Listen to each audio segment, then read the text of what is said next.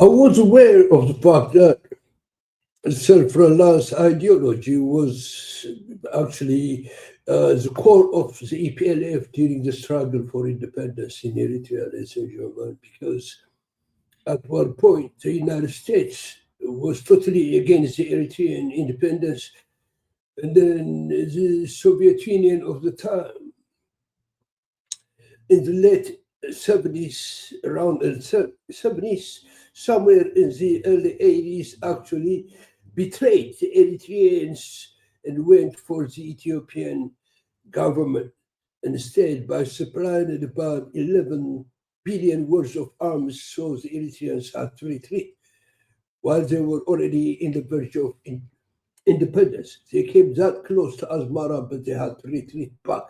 And then after about 10 years, they came back to liberate the country in 1991. Ladies and gentlemen, because the two superpowers were against the Eritreans at a point in time, the Eritreans had to develop a culture of self-reliance. They had to do it themselves with their own resources.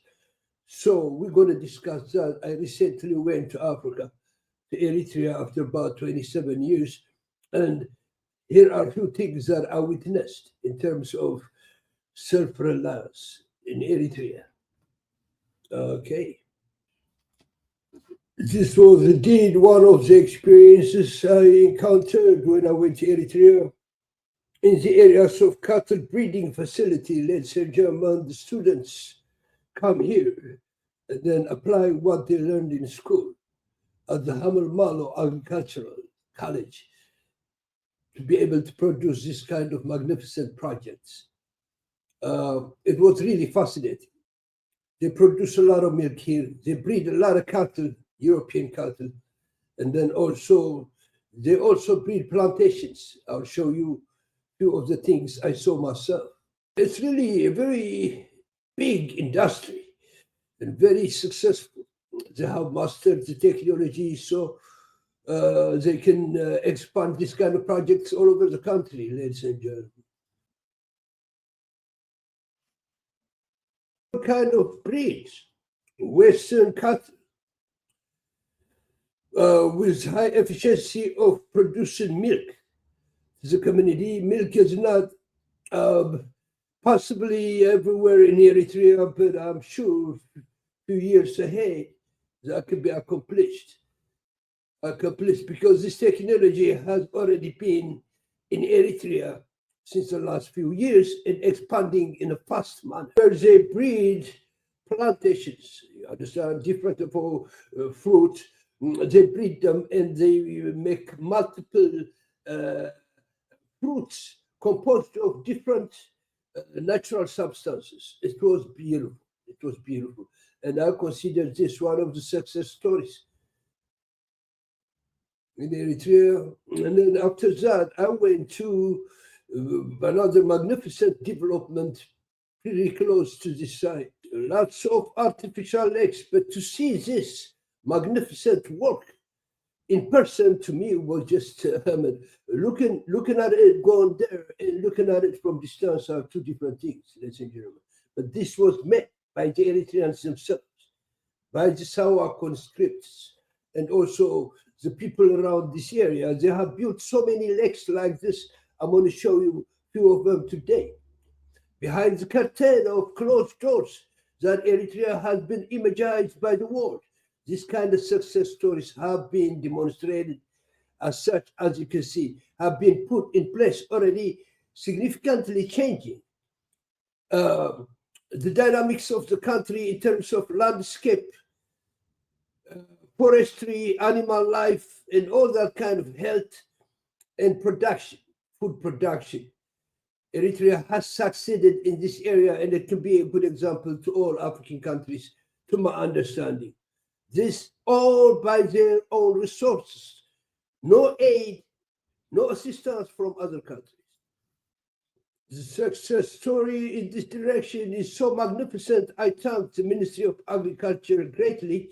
And then let me share some of the videos to this effect. See what's going on in Eritrea. Need new roads or dams, they borrow money. Fast progress, but with debt and strings attached. Eritrea, after its hard-won independence, chose a different path. Instead of foreign loans, it turned inward, relying on its own people and resources. The leadership believed true independence meant economic freedom, not just political sovereignty. Eritrea's progress would be slow, built step by step. A village well here, a community dam there, funded by citizens at home and abroad. This was a quiet revolution. No flashy mega projects, no international headlines. By sidestepping the global aid system, Eritrea made a bold statement. Even a small, poor nation can chart its own course. Its water revolution is about more than infrastructure. It's about redefining development on its own terms. Well, imagine what Eritrea could have done without wars and complications from deep south, from the Ethiopians. Imagine what we could have done together if the Ethiopians cooperate to build this kind of dams, learning from our experience, from the Eritrean experience. Amazing projects have been put in land, on the ground, as you can see. Eritrea's story is one of building true sovereignty, choosing independence over the lure of quick, borrowed progress. Eritrea's landscape is shaped by scarcity. Rainfall is rare and unpredictable, and the land itself bears the marks of a long struggle against the elements. For generations, the people here have learned to adapt to a climate that offers little relief. Drought is a constant threat, turning once fertile fields into stretches of dust and cracked earth, and making every drop of water precious. For most Eritreans, water is life itself, especially in a country where agriculture is the backbone of survival, and families remain at the mercy of the climate. The uncertainty of each season brings anxiety and hardship to countless. Sir German, I want you to remember this kind of dams have been built to about over 800 dams, they say, but I witnessed quite a few, okay? But these dams were handmade dams in Eritrea, built over the closed doors by the resources of the Eritrean people, ladies and gentlemen. They have dramatically changed the topography of the country, the landscape, okay, and life in general, animal life and human life in Eritrea. Of course, this has to go beyond what they have done so far. But this is what Eritrea can show at this point in the struggle for independence and self-reliance. Homes. The daily search for water falls mostly to women and children, costing hours each day and exposing them to health risks. And the water they find is not always safe. Land itself, demanding innovation and determination from every corner of society. But for Eritrea, water was not just a resource, it was the foundation of national resilience, a symbol of hope and unity for the future. Tackling it would require unity, sacrifice, and a new way of thinking. A lot of people are concerned about how the cities look like, but Eritrea definitely concentrated on the countryside and water reservoir constructions more than anything else to secure food production and health. And here was the result at the end of the day. Amazing result. Beautiful result. One that brought communities together to secure a better tomorrow for all. Instead of foreign loans, the government prioritized its own limited budget for water projects, even at the expense of other needs. Community participation became central. Villagers contributed labor, building infrastructure with their own hands. The National Service Campaign, Warsayi Ka'alo, mobilized people across the country. Eritreans abroad. This is one thing that the world has to understand. They think Eritrea conscripts the youth to the army just to fight, only for fighting. No. They are also responsible for nation building. Ladies and gentlemen, all these dams were constructed with their help, plus the community as such. Therefore, the Eritrean Sawa program, conscription of army, is not only limited to self-defense, but also to developing the nation in all directions as necessary. Contributions to fund equipment and materials. These were not handouts, but acts of patriotism, nation building from afar. Strict financial controls ensured every resource was used wisely, minimizing waste and corruption.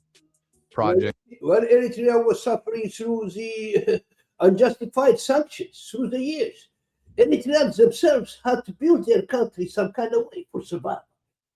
The 2% taxation that they used to pay, they still pay around the world, is to develop this kind of things in their countries. Because Eritrea had to fall upon its chest, upon its everything, every way, it had to land on its back for its people to come again and then work what they have to do, support what they have to support, just exactly the way they manage the armed struggle back in the day, and then achieve their independence at the end of the time, at the end of the puzzle, let's say in German. Favored simple, durable solutions over expensive, complex ones. By combining local funds, labor, diaspora support, and tight oversight, Eritrea created a closed-loop system, slow but truly independent. This model demanded sacrifice, but it kept the nation's future in its own hands. Eritrea's water projects were practical and carefully tailored to the unique needs of each local community, reflecting a deep understanding of the land and its people. Lacking funds for megadams or large-scale infrastructure, the country instead built small and medium reservoirs to capture precious seasonal rains, making the most of every drop. If one thing the Eritreans can contribute to Africans, they say German, I think it is this technology that they have mastered complete. They've done very well with solar systems, energy, whatever, independently stand on their own, believing in their self-reliance ideology. But this was a magnificent work that all Africans need. Once you have this kind of technology, once you collect your water in different reservoirs, then you don't have to expect the rain for food. You can do your plantations throughout the year in different seasons. This is what Africa needs, and this is what the Eritreans have mastered and put in practice in the country. Micro dams, often constructed by villagers themselves, provided water for farms and livestock, raising water tables and boosting local resilience against drought and climate uncertainty. Hundreds of these simple, effective structures formed a decentralized network across the countryside, each one a community achievement and a testament to collective effort. Where surface water was scarce or unreliable, the government drilled wells and boreholes, installing hand pumps that locals could maintain and repair themselves, ensuring long-term access. The focus was always on simple, robust technology. Well, you're talking about 100% independent. Independently, they did all this. You got to understand how many types of engineering involved here in terms of electricity, in terms of building dams, civil engineering, construction, and finally, of course, Ministry of Agriculture takes a lot of credit in this beautiful, beautiful, beautiful achievement. Solutions that could be repaired and sustained without foreign help, empowering communities to take charge of their own water security. Eritrean engineers and technicians, many of whom were trained after independence, led these efforts, building valuable skills for the future and inspiring the next generation. National service participants and local residents formed the backbone of the workforce, keeping costs low, expertise local, and fostering a strong sense of ownership. Every dam and well was a symbol of self-reliance, built with Eritrean ingenuity. It's really beautiful. Even to look at it, it's just so beautiful. I mean, for people to enjoy this kind of thing in Eritrea, they can swim if they want into, they can fish into it. I saw some fish developed within this kind of waters, and this is the beauty of Eritrea. They have built over 900 dams. They told me that, and I couldn't understand how they did it within such a short time with only internal resources. Not foreign debt, and standing as a point of pride for the entire community. The result was a patchwork of water solutions, each one rooted in the needs and strengths of its community, and each contributing to a more secure and hopeful future. This was development, brick by brick, owned and shaped by the people it served, an enduring foundation for generations to come. Eritrea's water strategy brought slow but steady change. Access to clean water reduced disease, especially among children, improving public health and resilience. Farmers, no longer dependent on erratic rains, could irrigate crops, grow more food, and earn extra income. Vegetable gardens flourished, nutrition improved, and food security grew. Wells in villages freed women and girls from daily water treks, giving them time for school and work. Well, you got to understand the amount of pressure women is to get to transport water from here and there, from the rivers. Everything changed. Now water comes through the pipes to the house or to the neighborhood. Beautiful, extremely beautiful achievements, ladies and gentlemen. This is water is life. And they have found a solution in Eritrea. When first Eritrea was liberated, they received a desert country. Now you can see animals, you can see plants, you can see different kind of fruit in the country, and then you can see animals relaxing and having food everywhere they go. I just love what I saw. These changes empowered families and strengthened communities. Over time, more Eritreans gained access to safe water, without foreign debt or fanfare. The real evidence was in healthier children, greener fields, and new opportunities for women. Well, Eritrea still has gone a long way to supply completely successful water, meaning like 24 hours in the cities. Asmara suffers a little bit. Sometimes there is no water in Asmara, so that affects the health of the society. Because without water, there's only sicknesses and you cannot be clean as such. But from what I understood in my visit, and then in my keen observation, what I understood was the government first came for the countryside. It's come closing into the cities, by dramatically, significantly changing the lives of the people in the countryside, that amount, the majority of the country. So these kind of things are being built outside the cities and then successfully being done. And then harvesting. Everything is going very well. But of course, there is a problem in transporting all these materials to the other seats for access. And the government, especially the Ministry of Roads, has to be worried about this issue and has to catch up with the Ministry of Agriculture to a certain point, finding whatever the problem is, finding the budget that is necessary to build roads and connect Eritreans so all this fruit can be earned by the whole Eritreans, no matter where they stay. No matter where they stay. Roads are very important to transport. The byproducts of all this place I'm talking.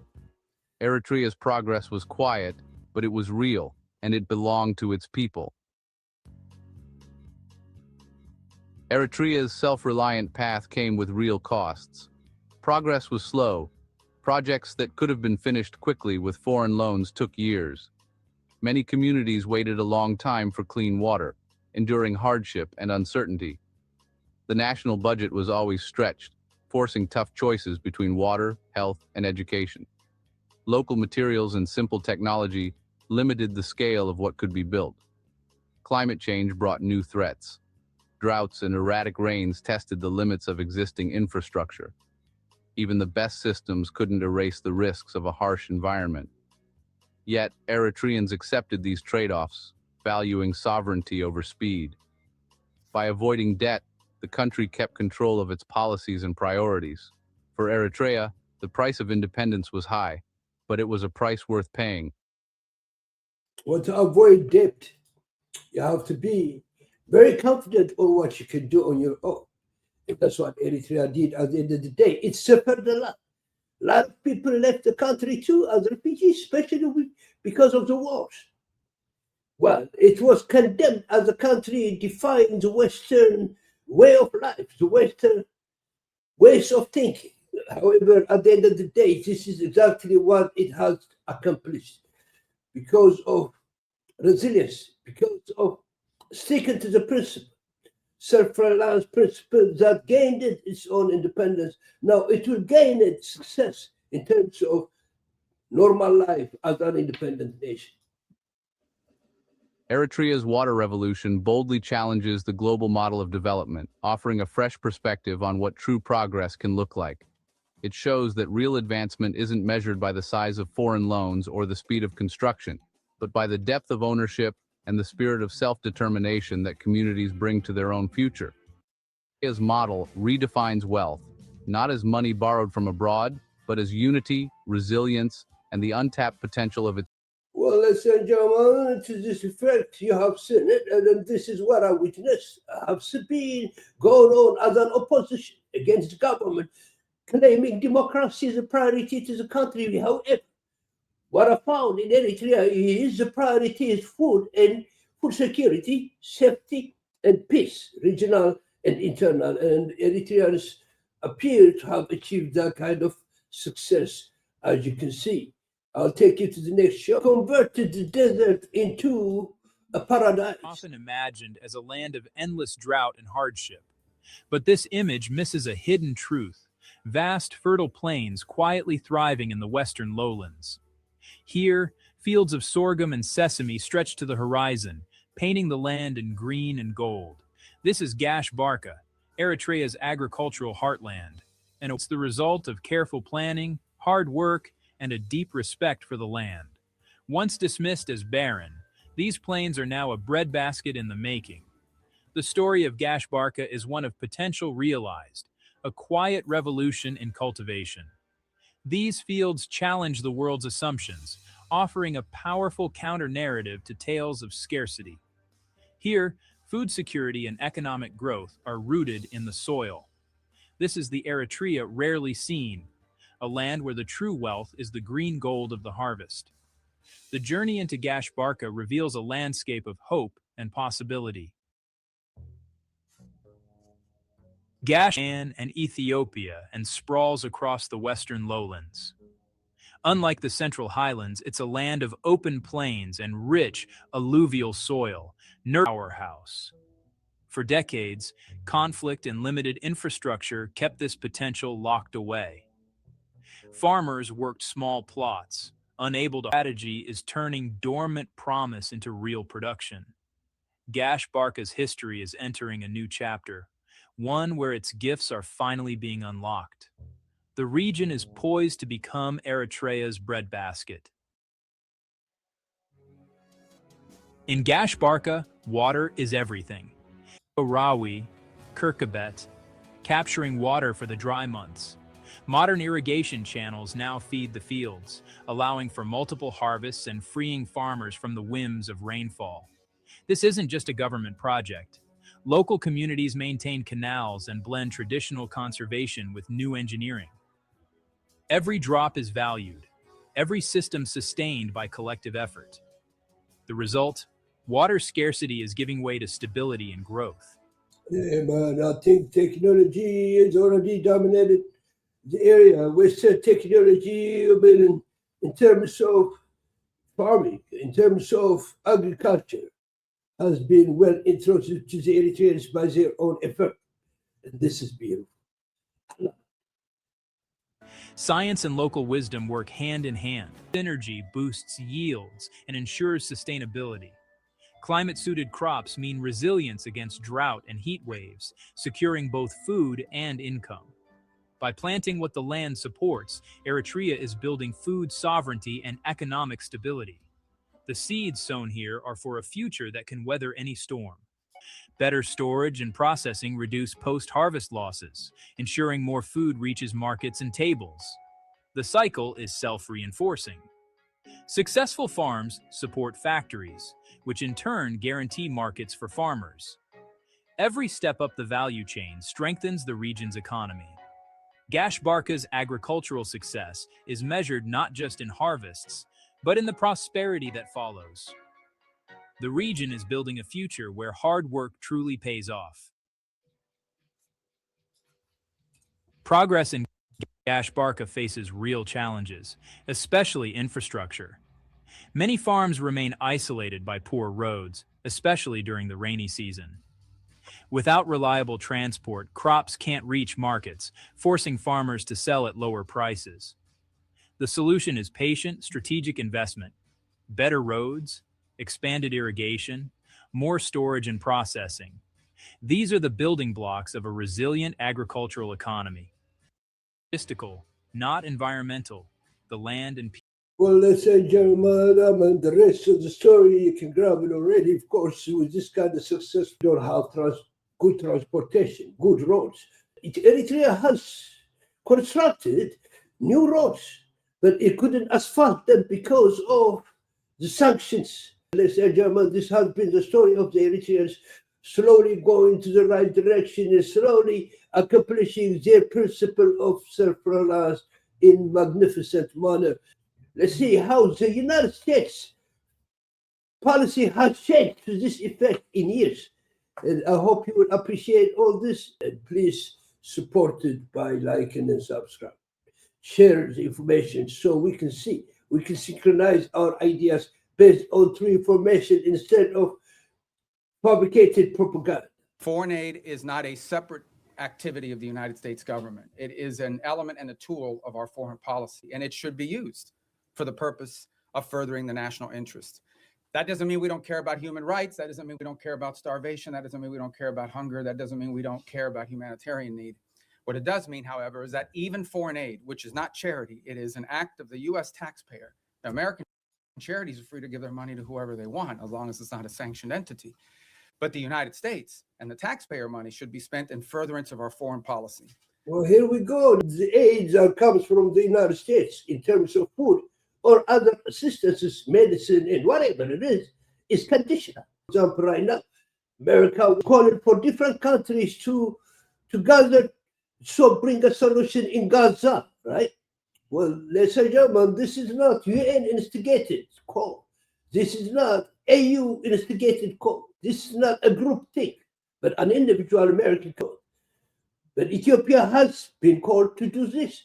It has been ordered to supply its army into this group. And Ethiopia, I think, most likely will accept it because it has to listen. It's getting assistance. It's getting debt from America. It doesn't count for free. And it's conditional.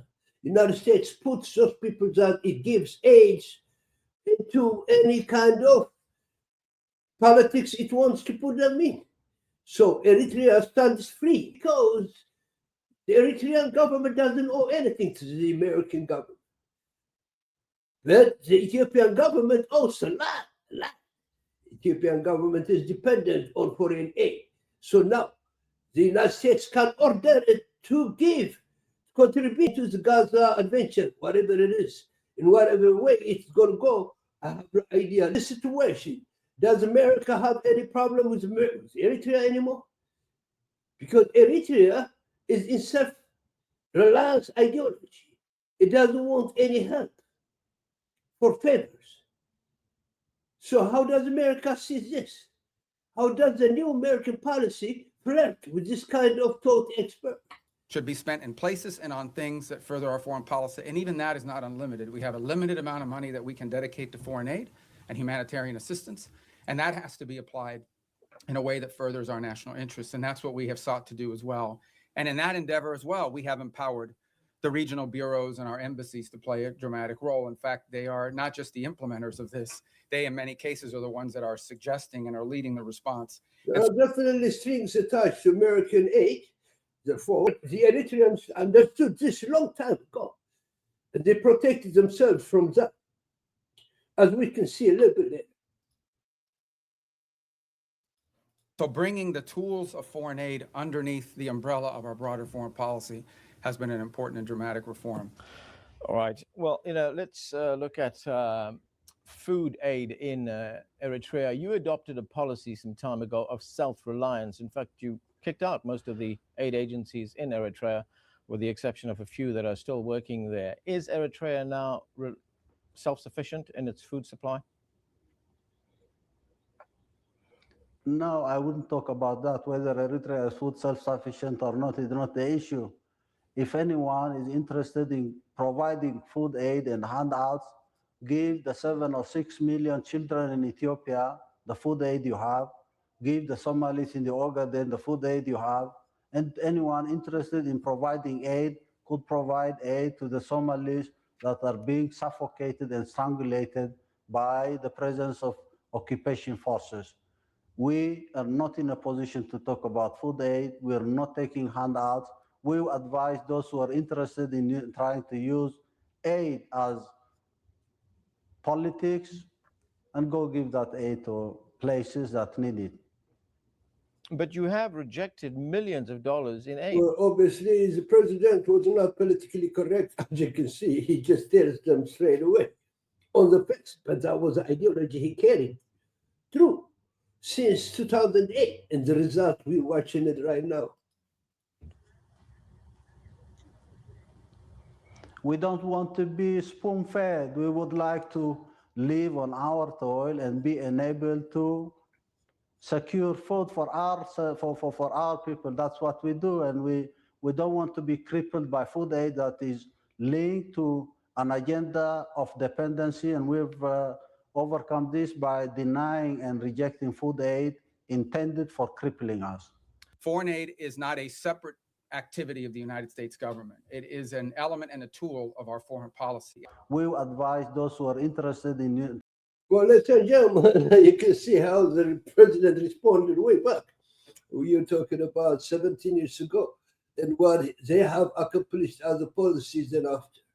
Therefore, they had correct policies, consistent policies. They took the suffering.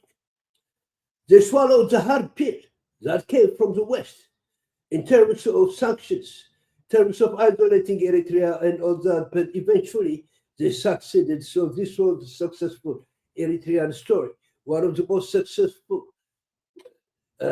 stories they have shown on the ground. Agriculture. The agriculture ministry in Eritrea deserves a lot of appreciation in my idea, and then I'll see you next time. For all of you that think Eritrea is isolated and will remain isolated like that, and then it will suffer. Eritreans are saying, leave us alone, let's live in peace. My understanding, and then smart Africans will follow the routing. Others will fall into the debt, the crippling debt of the IMF and the World Bank, eventually selling their countries in pride. I'll see you next time in the next show. Have a good day.